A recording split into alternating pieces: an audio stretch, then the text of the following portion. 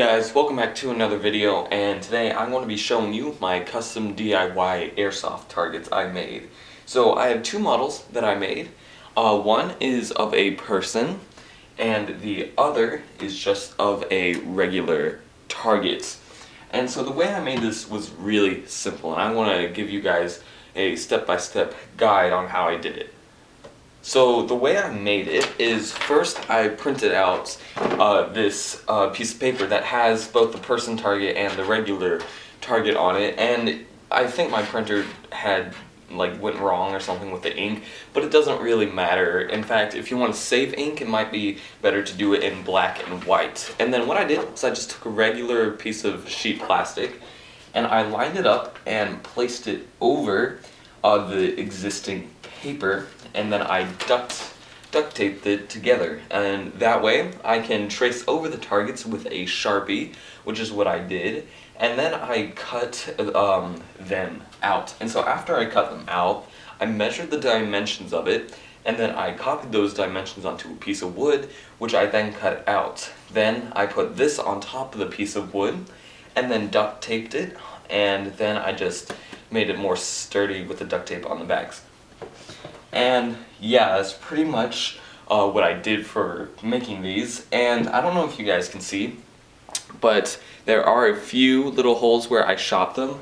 Now, I shot these with a 400 FPS airsoft rifle, and so I don't know if these are going to work with guns that are less FPS than 400, but I'm going to try them out, so let's go ahead and do that.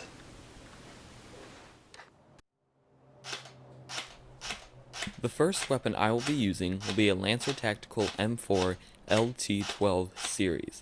This is an electric airsoft rifle with around 400 to 410 FPS. The next weapon I will be using will be a Taurus PT-24-7. This is a spring-powered hand pistol with around 315 FPS.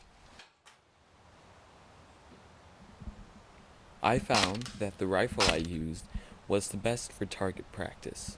It created the best dent and was the most accurate. Just a reminder, this did have 400 to 410 FPS, so it might be good if you have a gun that has a high FPS such as that, maybe 380 and above.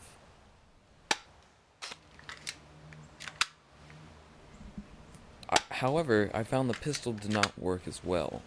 The bullets curved up and went out of the way, and actually none of them hit the target. And if any did, I wouldn't know because there are no dents in it.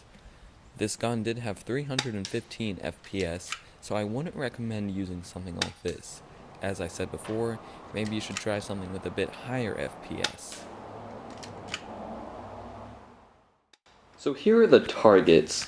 This is the one I used with the rifle, and you can obviously see the clear dents on both of them.